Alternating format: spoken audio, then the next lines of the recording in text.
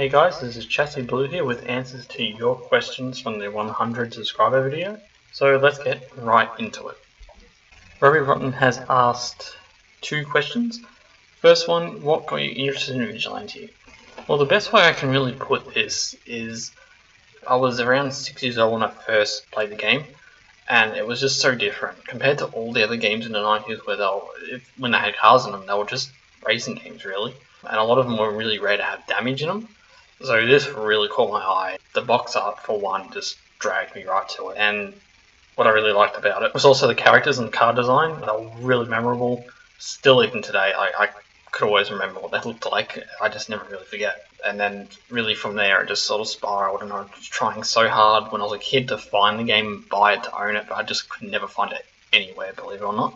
And it was one of those rare games where if I went out and asked a store if they had it, oh, we've never heard of it. So I used to always write stories about the games in school, and it was just, yeah, it's just a game that I've always had in my mind. It's never really disappeared, as you can tell. And Robbie's second question, where did you get your Vigilante games? When I was very young, I bought my copy on PlayStation 1, a local video game store. It was a very incomplete copy, but that was the very first Vigilante 8 copy I got, and the second one was on 64 because I knew that the graphics were better on that. And so, as a young kid, graphics meant everything. And for Second Offense, I got that from a video store which I used to rent it from, and it was the exact same copy I used to hire all the time. So I just bought it. It was sentimental, so I bought it. And then later on, I got a Dreamcast when I was in high school. After that, I just ended up getting various copies from around the world, really, off the internet, especially a lot of the Japanese copies and a lot of variations. So eventually I'll make a video on those. I know that some people might be interested in those.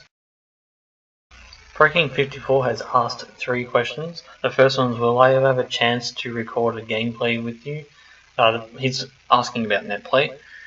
No, that's not going to happen. The reason is that even locally, the game was unthinking. So that's just the way the plugin is. There's nothing that can really be done. I'm not a programmer. So I'm really sorry about that, mate. But yeah, it's just not going to happen. Number two, will you ever make a clan called Chassey Blue? No. I'm actually quite over clans. I used to be sort of in a lot of them when I was a little bit younger. But yeah, I would never get back into it. I just don't play online anymore. I just don't like it. Number three, will you create a second channel on YouTube? I'm thinking about it. I want to hack even more games. So even though this one is just for Vigilante 8 series, but I've also started off on Twitch, so I'm actually streaming some games that aren't Vigilante 8. So if you're interested in that, there'll be a link in the description below. Oh, and thank you for congratulating me on 100 subs. I really appreciate it.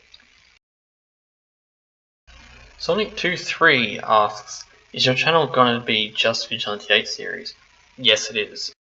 Because the only reason why I want to sort of keep it exactly with just this series is people who are subscribing to this channel are just wanting to see that type of content, so I want to try and keep it all together.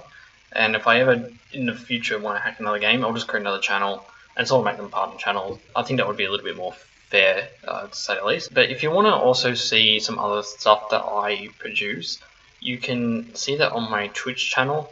I just stream random games that I feel like playing. They're not always narrated, so if you want to check that out, link in the description. And you can follow me on there. I don't know how often I'm going to be actually streaming now because I actually do have a pretty busy schedule. And your other question, what makes you have the passion to do such? Vigilante 8 has just been a very awesome game in my life because I played it a lot as a kid, constantly playing as a kid. Every time after school I would play the game. Even though there was other games here and there, I would always go back to Vigilante 8 games, so it's just, again, it's always stuck to me and it's such a nostalgic game. Everything is memorable to me, characters, the cars, the levels, just everything's like planted in my brain. So I don't think I'll ever sort of get over them. And I've got so many copies. I'll be making a video on what actually I have of the games as well, so my collections and all that stuff. Ronnie Carlos 64 says, congrats my friend, thank you very much mate. You're going to play Vigilante 8 from Xbox. I have played it, and I didn't really like it as much, but I've got no way of actually sharing gameplay of it unless I record off my monitor, which I don't really want to do. So at the moment it's a no, but it might actually happen in the future. So there you have it, guys. Thanks so much for asking those questions. I know there wasn't a lot of questions to ask, but I didn't want to sort of put this video off because I didn't get enough questions. So I really appreciate for those who've made the time to ask those questions. If you have any others, I may make a Q&A video in the future when I get to 200 subscribers, which I probably don't think I'll get to, but I didn't think I was going to get to 100. So thanks for all your support, all your comments, all your future comments, just everything. I just love hearing from you guys. So I will see you in my next video.